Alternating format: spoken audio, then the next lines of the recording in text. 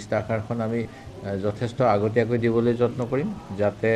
ৰাইজৰ মাজত ইয়াৰ প্ৰচাৰ হয় আৰু ৰাইজে আমি কি কৰিবলৈ আগন্তুক সময়ত চেষ্টা কৰিম কংগ্ৰেছ দলৰ আৰু অন্যান্য বিজেপি বিৰোধী শক্তিসমূহে একত্ৰিতভাৱে সেই কথাখিনি গম পাব। মুখ্যমন্ত্ৰী যিটো বহুত ক্ষেত্ৰত তেখেতে নিজকে মানে সব জনা সব তেওঁৰ মতে হ'ব এনেকুৱা এটা কথা কৈ থাকে আৰু এইখিনি তেখেতৰ দম্ভালি মৰা কথাখিনি দেখা পাইছে আপোনালোকে খুব আৰু এই দম্ভালি মৰা কথাৰে মুখ্যমন্ত্ৰীয়ে এইবাৰ আমি 100খনত জিকিম 100ৰ ওপৰত জিকিম বুলিও যোৱা সময়ত বক্তব্য আগবঢ়াইছিলে কিন্তু এইখিনি সময়ত তেখেতে নিজৰ বিজেপি দলৰ স্থিতিটো যে শক্তিশালী হৈ আছে সেই কথা তেখেতে ক'ব পৰা অৱস্থাত নাই আৰু সেই গতিকে তেখেতে কাক ল'ম কাক ধৰিম এই এটা দুদুল্যমান স্থিতি গ্ৰহণ কৰি আছে তাৰ শেহতীয়া উদাহৰণ BTC বা BTRত দেখা পালোঁ যে UPP যোৱা সময়ছোৱাত তেখেতে একেলগে থাকিলে আৰু এতিয়া BPFৰ লগত একেলগ হ'ব বিচাৰিছে BPF জয়লাভ কৰাৰ পিছত সেই গতিকে তেখেতসকলৰ স্থিতিটো ইমান ঠিক হোৱা নাই কিন্তু আমি কংগ্ৰেছ দলে আগৰ পৰাই কৈছোঁ যে আমি বিজেপি বিৰোধী কেতবোৰ যিসকলে কাম কৰি আছে ৰাজনৈতিকভাৱে তেখেতসকলৰ লগত মিত্ৰতাৰে আমি কাম কৰিম আৰু সেইটোৱে আমাৰ স্থিতি। বিজেপি বিৰোধী বুলি UDFৰ কথাটো অলপমান গ্ৰহণ কৰিবলৈ যোৱা সময়ছোৱাৰ তেখেতসকলৰ স্থিতিৰ পৰা অসুবিধা হয় তেওঁলোকৰ মুখ্যমন্ত্ৰীক ধন্যবাদ নিদিয়াকৈ আজমল ডাঙৰীয়াই একো কথাই ক'ব নোৱাৰে দেখিছোঁ সেই গতিকে আজমল ডাঙৰীয়াই বিজেপি বিৰোধী বুলি ক'লেও তেখেতে বিজেপিক সমৰ্থন কৰি থকা তেওঁৰ দলটোৰ বহুতখিনি প্ৰমাণ আছে আমাৰ হাতত সেই গতিকে মই এইটো মোৰ ব্যক্তিগত মত মই তেখেতক বিজেপি বিৰোধী বুলি গ্ৰহণ কৰিবলৈ কোনো কাৰণ দেখা নাই বিৰোধীত থাকি পেলাই বিজেপিক সহায় কৰি থকা স্পষ্ট প্ৰমাণ আছে সেই গতিকে তেখেতসকলে নামত বিজেপি বিৰোধী কংগ্ৰেছৰ তেওঁলোকে কোনো সহযোগিতা আগবঢ়ালে কংগ্ৰেছৰ লোকচানেই হোৱাৰ সম্ভাৱনা আছে সেই গতিকে আমাৰ ফালৰ পৰা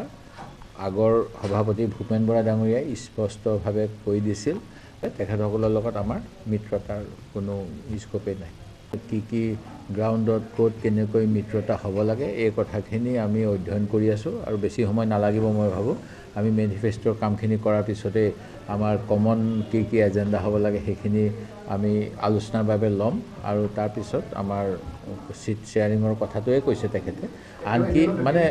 তেখেতে যিটো বুজাই আছে তেখেতে কোনকেইটা চিটত কংগ্ৰেছে খেলিব কোনকেইটা চিটত তেখেতে খেলিব এই কথাখিনি আগতীয়াকৈ লাগে সেই কথাখিনি আনকি আপুনি যিটো কৈ আছে অখিল গগৈ ডাঙৰীয়া মই যিমান দূৰ মোৰ বিশ্বাস যোৱা 10 বছৰত অসম গণ পৰিষদ আৰু বিজেপিয়েও মিত্ৰতা এটা কৰি আছে তেখেতসকলেও আজি আপুনি যদি অসম গণ পৰিষদৰ নেতাসকলক সোধে কোনকেইটা চিটত খেলিব তেওঁলোকে ক'ব নোৱাৰে সেই গতিকে এইটো এটা ইভলভিং চিটুৱেশ্যনৰ ওপৰত নিৰ্ভৰ কৰে সেই গতিকে অখিল গগৈ ডাঙৰীয়াই যদিও কৈ আছে কোনকেইটা মোক দিব কওক যেন আমি মানে 50টা মাৰ্বল আছে আমি ভগাই লৈ 5জনে 5টা 10টা লৈ মাৰ্বল খেলিবলৈ যাম এইটো তেনেকুৱা নহয় এইটো আৰু বহুতখিনি গ্ৰাউণ্ড চিটুৱেশ্যনৰ কথা থাকে সেই গতিকে নিশ্চিতভাৱে হ'ব খালি অলপমান ধৈৰ্য ধৰিবলৈ কৈ আছোঁ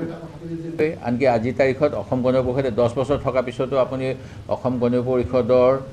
যিসকল বৰ্তমানৰ ৰমেন কলিতা ডাঙৰীয়া ধৰি লওক চেণ্ট্ৰেল গুৱাহাটী প্ৰদীপ হাজৰিকা ডাঙৰীয়া বৰ্তমান তেখেতৰ সমষ্টি নাই অধিকাংশ শিৱসাগৰলৈ গুচি গৈছে টিয়কত আছিলে তেখেতসকলৰ অসম গণ পৰিষদৰ দেৰগাঁৱত আছিলে অসম গণ পৰিষদ আপোনালোকে তেখেতসকলকো সোধকচোন তেওঁলোকৰ বিজেপিয়ে খেলিব নে এজেপিয়ে খেলিব আজি ঠিক কৰিব পাৰিছে নেকি সেই BPLৰ আপুনি যোৱাকালি প্ৰধানমন্ত্ৰীৰ হেৰি চাব মুখ্যমন্ত্ৰীয়ে এজন মিনিষ্টাৰক তলত থৈছে পুৰণা তেওঁৰ UPLৰ মন্ত্ৰীজনক আৰু নতুন বন্ধুক ডাইচত থৈছে তাৰ পৰাই মই কৈ আছোঁ মুখ্যমন্ত্ৰীয়ে নিজেই নিজৰ কোনটো দলৰ লগত বিজেপিয়ে মানে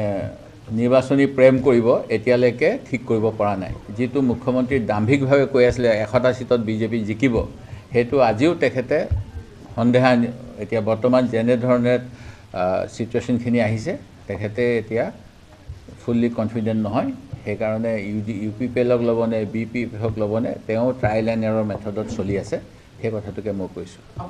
কংগ্ৰেছৰ বিৰুদ্ধে এটা ধাৰণা দিব বিচাৰিছে যে কংগ্ৰেছে বিগ ব্ৰাদাৰ হৈ কাকো লগত নলয় অকলে খেলিব এইটো যিটো বিজেপিৰ অপপ্ৰচাৰ এই অপপ্ৰচাৰত কোনেও যেন ভৰি নিদিয়ে সেইটোৱে মোৰ আপোনালোকৰ যোগেৰে অনুৰোধ মুখ্যমন্ত্ৰীৰ কথাটো উত্তৰ দিলে মুখ্যমন্ত্ৰীয়ে কি বুলি কৈছিলে মনত আছেনে